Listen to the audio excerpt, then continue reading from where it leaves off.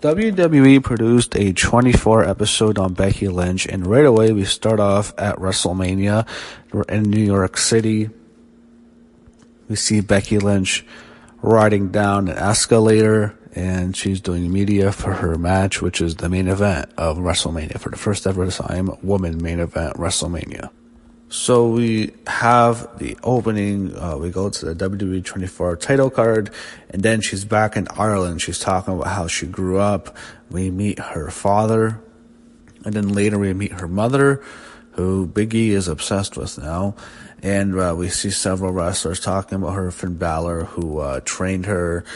They show Sami Zayn and Kevin Owens, who worked independent shows with her, and they know her too.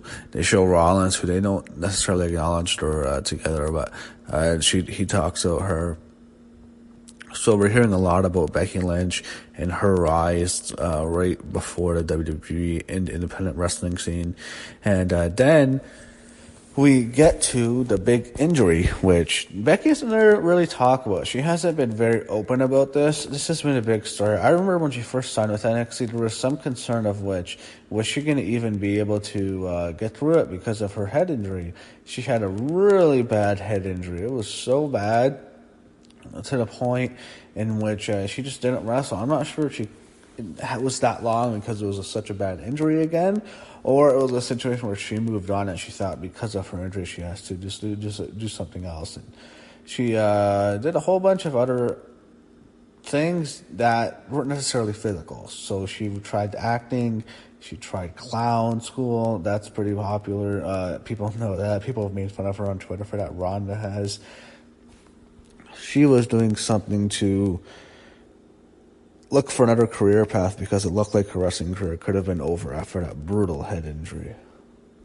So after her long absence from wrestling, she calls Robbie Fox, who was with William Regal at the time, and that they were in NXT when it first started. So this is 2013, I believe.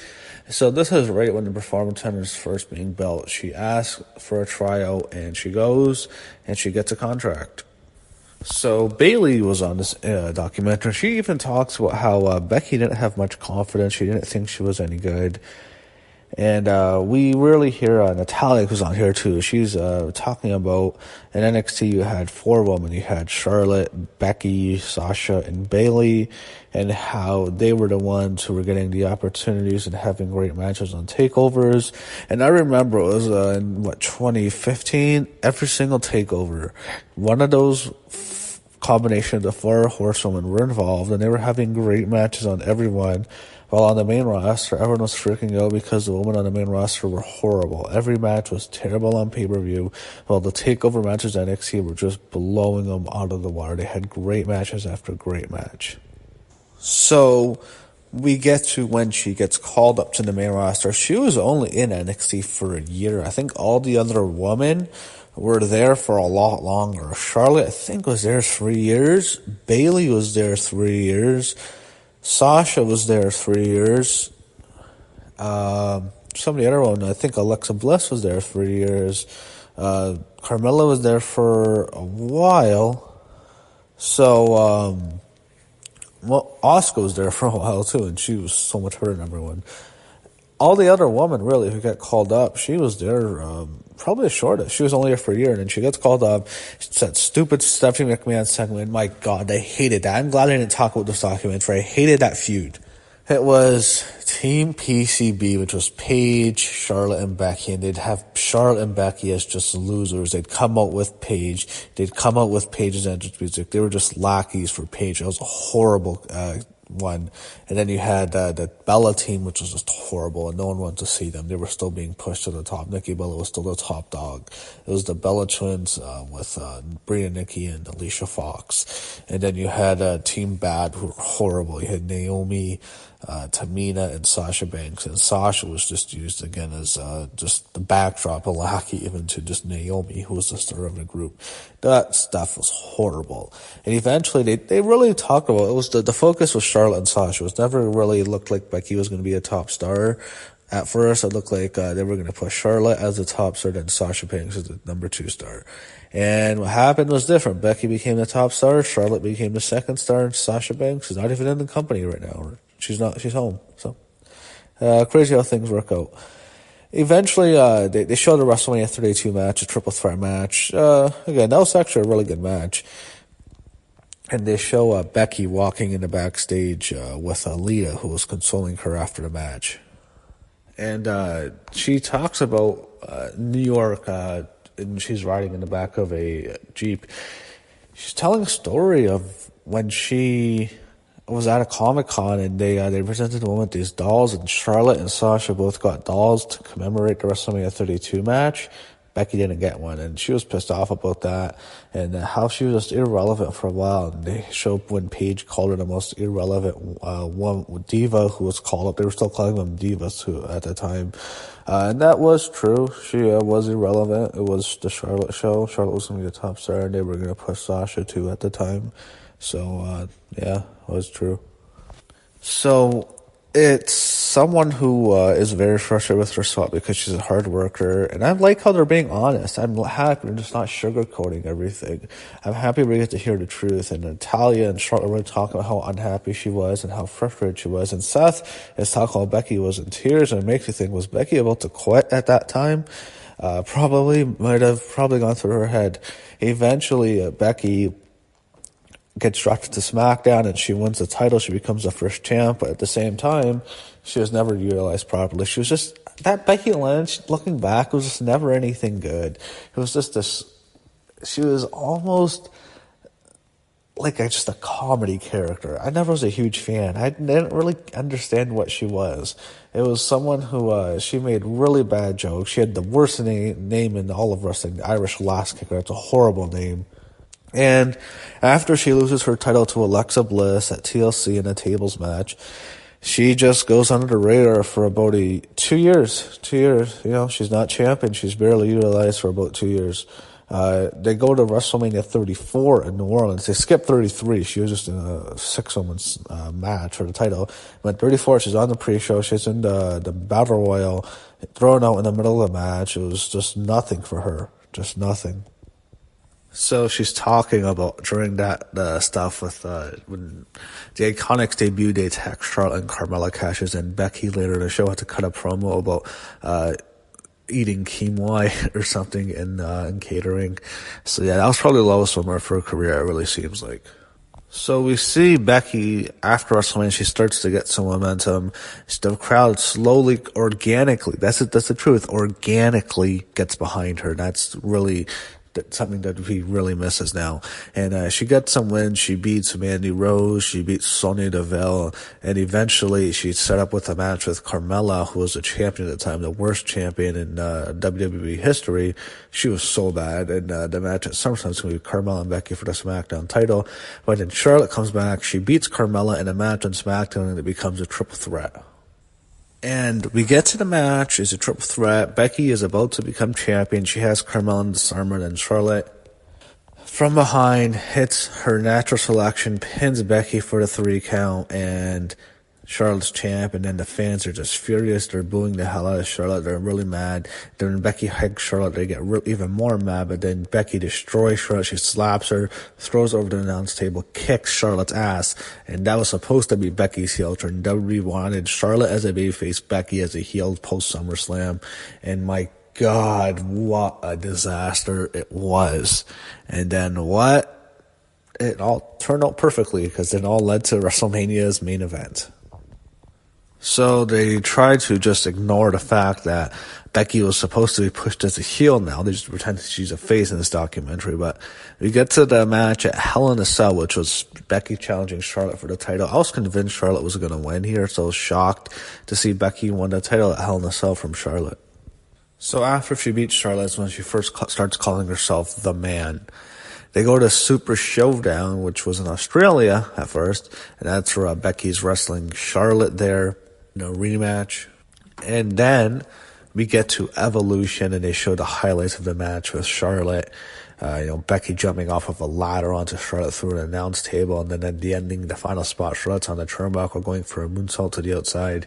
Becky comes up and powerbombs Charlotte from the apron through a table on the outside and gets the win. What an amazing match that was. That was a great match. The best of Charlotte and Becky's career. Just an amazing match. And that's where Becky, I think, really turned babyface after that. She really became a face, especially then leading into the next pay-per-view. But I think that's when it was official. She is no longer the top female star. She could be the top star in the company. That's the feeling I got out of watching that match. So we get to WrestleMania and we see Becky and Seth entering the stadium through a bunch of tents. And Becky is in the backstage. She's excited and it's her big night tonight. And she's going over her gear and she talks about how that gear is like the Kill Bill gear, if you've ever seen the movie The Bride. It's played by Uma Thurman. That is almost the reverse of Becky's is like the reverse because that's yellow and black. It's a yellow cover. It's yellow, but you have black stripes and black designs. Here it's the opposite. It's black, but with a yellow design. So it's similar to the Kill Bill outfit, the way it's set up with the long sleeves, and she has the shorts instead of the long pants here, but she looks great in it, by the way. We could see her nipples popping out, so definitely love that gear, Becky. So they go back and forth a bit, and now they're going back to when the match was supposed to be set up for Ronda Rousey and Becky Lynch at Survivor Series, and it all falls apart because of the punch Nia Jax delivered to Becky Lynch during the Raw and SmackDown invasion. It was all the SmackDown woman attacking the Raw woman, and there was a scuffle between Becky and Nia had punched out Becky because I think Becky was punching her first. Becky was doing work punches. It was pretty stiff. Nia got mad and took a swing at her and broke her nose and broke her face and gave her a concussion, and Becky was pulled from her match with Ronda Rousey at Survivor Series. So Becky's talking about how bad she was injured. She was out on her feet, and what happens is after the scuffle with Nia, she beats down Ronda with a steel chair, and she celebrates in the crowd with blood smeared all over her face. And that's where she looked like a superstar. And Bayley, who was on this documentary, compared it to when Austin was in the sharpshooter of Bret Hart, and he passed out. And Becky has blood smeared all over her face, and then she even tells the story of she knew the cameras were still there even though she was still out on her feet, and she is posing, and then when she gets to the back, she is immediately rushed to a hospital. And Natalya tells the story of Natalya, Bayley, and Sasha all went to the hospital to see Becky and comfort her, and how Becky was really devastated. She didn't want to lose the match with Ronda. And if you're actually interested in seeing more about this, WWE produced a chronicle on Becky Lynch, and the chronicle takes place right on the week of when she's injured and she has to drop out of the match with Ronda. And they show the promo on SmackDown, and she announces to the fans that she has to drop out of the match, and then she chooses Charlotte to take her spot and face Ronda at Survivor Series. And Ronda Rousey and Charlotte had a fantastic match. It was a great, great match. And I think the ending, what happened was Charlotte snapped. She beats down Ronda Rousey with a kendo stick. And that wasn't really Charlotte's character at the time. But I think that was originally going to be Becky. And I don't know if that's been completely confirmed, but I think I've heard some people talk about it. Some insiders say that the original plan was Ronda and Becky to have the exact match that she had with Charlotte, and for Becky to snap and take a kendo stick and beat the hell out of Ronda Rousey like Charlotte did. So we're in LA now. This is where Survivor Series was, and they shot footage. And Becky is devastated. She's dreading being there. It's the match with Ronda and Charlotte, and Becky is talking about how she's not even on the poster. And then they show in a trainer's office, and she was originally going to be outside in the match. She was going to be by ringside, and her concussion was so bad they are not going to even allow her to be there. That's how bad it was. So she's absolutely devastated. Really feel bad for her right now. And obviously knowing where things go, and the best thing that ever happened to her, but right now, at this time, November, she is just devastated, and she has every right to be. And I'm sure she was furious with Nia Jax, as was everyone else. So we're back, and Ireland during Christmas time. It's in Dublin. And this is where the documentary started. We see Becky walking in the streets in her new fur coat. And it meant a lot to her to go back home. And this is like she's still recovering from her injury. Like she got concussed really bad. I didn't realize how severe it was. It could have been a situation where it could have ruined her. I mean, she could have been out for a while if she started to have complications like we see with Alexa Bliss now. This could have destroyed her, but thankfully she's back. So it's a nice moment with her family during Christmas time. We see her with her mother, her father, and her brother, and she's going to pubs, meeting some friends. And Ireland's really small, and they explain it's not like the States or anything. It's a really small country, so everything's really within driving distance. It's like as big as a state. It's not necessarily a country, like as big of a country as the one that she wrestles in. It's not like a major one. So this takes a shockingly terrible turn. The night after TLC is when she finds out her father has been diagnosed with lung cancer. So now we get to the Royal Rumble in Phoenix, and this is where Becky wins the Rumble, and she wrestles twice on the show. She loses to Asuka. She submits cleanly to Asuka, and there still hasn't been a payoff for that. And then she comes back later when the Women's Royal Rumble is happening. She enters the match, and she wins. And just looking back, showing highlights of the match, it really shows you how over she was. The fans were going nuts, and when she enters and she takes Lana's spot because Lana's injured, they just go nuts. You can just hear them explode because they know it. And it comes down to Becky and Charlotte, and Becky throws out Charlotte, and Becky is on her way to WrestleMania. So they're going through the whole build-up to WrestleMania, which was not good. Suspensions, injuries, arrests. She was selling her leg for 2 months, which was horrible. They had her get arrested, which was, all of those segments were not good. I mean, the last segment was really good, in which it's Ronda, Charlotte, and Becky, and they do the whole thing with the car, that whole disaster. They smash into the cars and they break glass. That was really good, but everything else was, it was just too over the top, and I think they lost a lot of steam going into that match. I really like how Becky talks about the main event of WrestleMania, and she talks about how she wants to make it like it's earned, and she doesn't want it to be this corporate piece, which Stephanie McMahon just takes a whole bunch of credit for the PR and stuff, which is what I thought it was going to be, and it didn't turn out to be that, which was good. So they show her going through media, and finally we're here at WrestleMania in MetLife Stadium. We see her during the day, sitting in the seats before the big show. So Becky is backstage, and when she sees Seth Rollins win the title from Brock Lesnar in the opening match, she kisses him backstage, so they're openly going to acknowledge their relationship. And I think that's why they posted that tweet on, or that Instagram post by Rollins. It's like they know they're going to be a couple, and it's going to be exposed in this documentary anyway, so they'll just acknowledge it now. They show highlights from Shane and Miz. They show highlights from Reigns winning, Cena doing the Thugonomics gimmick. Then we see Kofi Kingston and Daniel Bryan. So they're hyping everything up before we get to the main event. They're showing highlights of the show. And they show her talking to various wrestlers backstage. Paul Heyman tells her to enjoy it. She's speaking to Natalya, Finn Balor, so she's really excited for this moment. And she even says she gets a bit nervous. And she did seem a bit nervous when she first came out.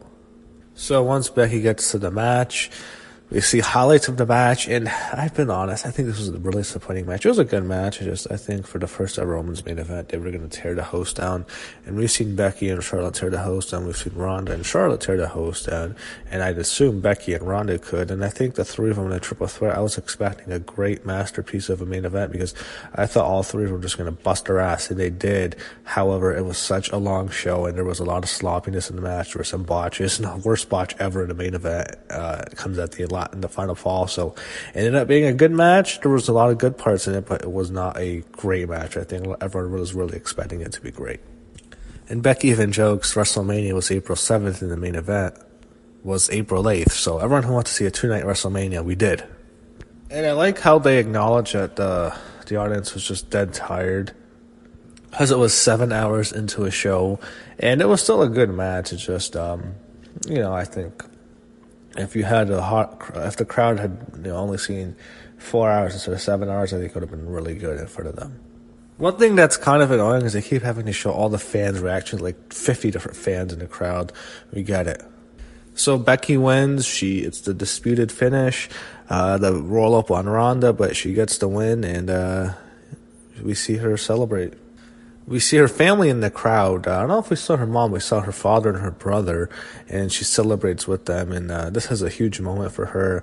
She's on top of the world here. She is the double champion. She wins the Raw and SmackDown Women's title in a triple threat in the main event of WrestleMania. And this is clearly a path I don't think anyone really thought I'd ever see Becky Lynch in. I think for sure we'd see the first ever women's main event. I thought it'd probably be Ronda Rousey and Charlotte. And for Becky to not only be involved, but win it all, I was not expecting that a year ago. And I think this is just an amazing accomplishment. And it's something that it is. It's really an amazing story. It's someone who busted their ass, worked their way to the top, got over with the fans, and was able to get hot at the perfect time, caught fire, won the Royal Rumble, and main event in WrestleMania. You can't ask for a better journey than what Becky Lynch did this year. There's a really great ending of the documentary. You see Becky backstage after she's the champ, and then Vince McMahon comes behind her and hugs her and tells her, "You're the man." That was actually a really great moment. So this was an amazing documentary. I have to say, this is probably one of my favorites. I don't know how you rank them anymore, but this was a great documentary. All these 24s are great, but this one especially was really good. It told the full story of Becky Lynch. It was the best Becky documentary you could ask for, and it really went into detail, and it told her story, and I thought it was great. I'm a huge Becky fan, and I love this documentary. It's one of the best 24s they've ever done, and I'd highly recommend anyone watch this, and really great moment, and really happy just to see her have her huge moment and see what she does next.